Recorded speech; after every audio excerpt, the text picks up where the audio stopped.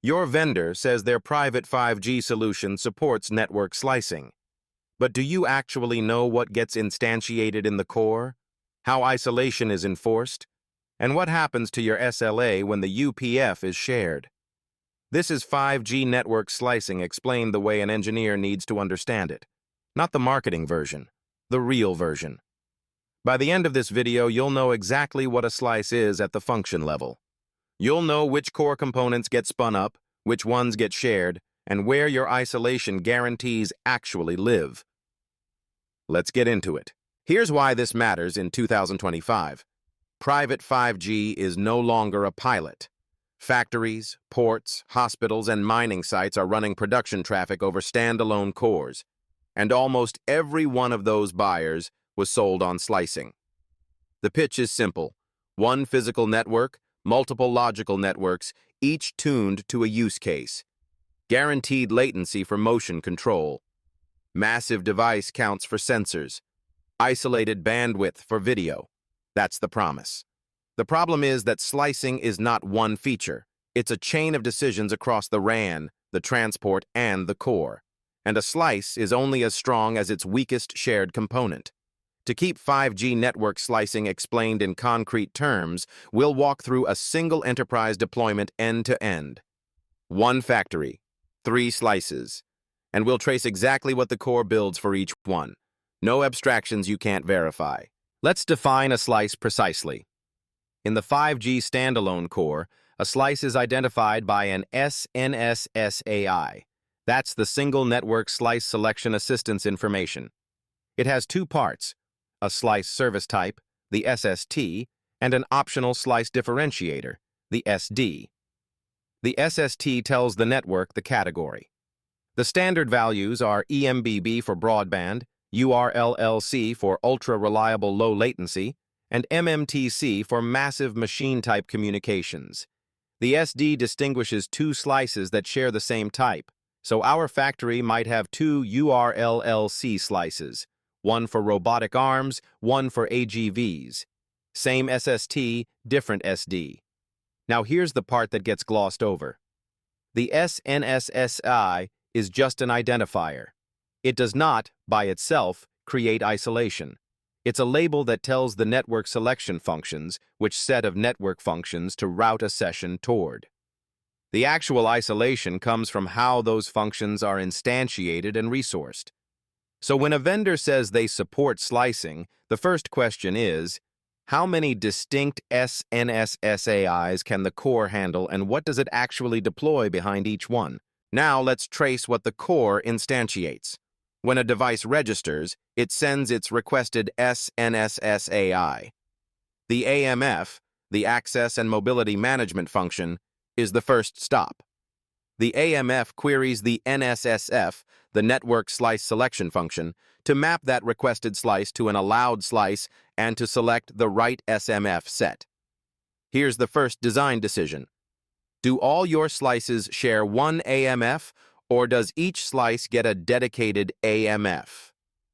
In most private deployments, the AMF is shared across slices. That's usually fine, because the AMF handles signaling, not user-plane data. But it does mean a registration storm on one slice can affect signaling for all of them. Next, the SMF, the Session Management function, establishes the PDU session. The SMF selects the UPF, the user-plane function, that will actually carry the data. This is where slicing gets physical.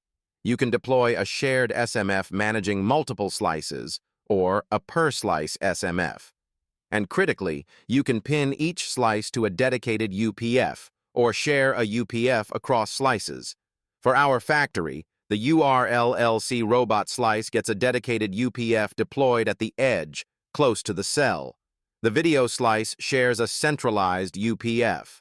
That single choice determines your latency and your isolation. Same identifier, completely different physical reality. So, where does isolation actually live? There are 3 layers, and you need all 3. First, the RAN layer. The GNB schedules radio resources. Slice isolation here is enforced by the scheduler reserving physical resource blocks, or PRBs, per slice. This is RAN slicing, and it's how you guarantee a URLLC slice gets airtime, even when the video slice is saturating the cell. If your vendor doesn't do PRB reservation, your radio isolation is best effort. Second, the transport layer. Between the GNB and the UPF, traffic crosses a transport network. Isolation here is done with VLANs, with separate VRFs, or with hard QoS queues. If two slices share an untagged backhaul link with no queuing, they will contend no matter what the core does. Third, the core layer. This is the function instantiation we just covered, dedicated versus shared UPFs, and the compute and memory limits placed on each function. A dedicated UPF on its own CPU cores gives you hard isolation.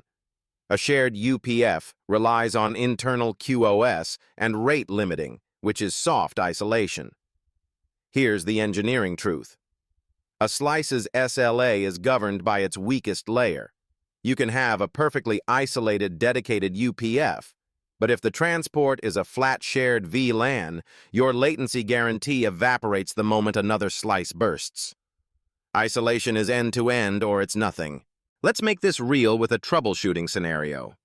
The factory reports that robotic motion control is occasionally missing its latency budget. The slice was spec'd for a 1 millisecond air interface and a 5 millisecond end-to-end target. Most days it's fine. During shift change, it degrades. Here's how you debug it. Start at the UPF. Is the URLLC slice on a dedicated UPF or is it sharing? Check the deployment. Suppose it's dedicated and pinned to edge compute. Good.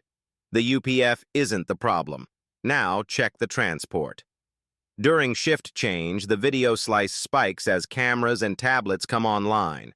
If that video traffic shares a backhaul queue with control traffic, you'll see jitter exactly when the burst hits. That matches the symptom. The fix is a strict priority queue on the transport for the URLLC DSCP marking, so control packets are never delayed behind video. But there's a second suspect, the RAN scheduler. If PRBs aren't reserved, the GNB may starve the control slice during the device surge. Check the slice's guaranteed PRB allocation. The lesson here is method. Don't trust the slice label. Walk the path. UPF, then transport, then RAN scheduler. The S-NSSAI told you which slice. It told you nothing about which layer failed. That walk is what separates an operator who deployed slicing from one who actually understands it. Let's recap. A slice is identified by an S-NSSAI, an SST plus an optional SD, but that identifier is just a label. The real slice is built when the AMF, SMF, and UPF are instantiated and resourced. Isolation lives in 3 layers. PRB reservation in the RAN, VLANs and queues in the transport, and dedicated versus shared UPFs in the core. And your SLA is only as strong as the weakest of those layers. When you debug a slice, walk the path. UPF, transport, RAN, because the label won't tell you where it broke. If this gave you a clearer model of how slicing actually works, subscribe so you don't miss the deep dives coming next. And watch the next video, where we break down UPF placement strategies for edge deployments. Thanks for watching Signal Layer.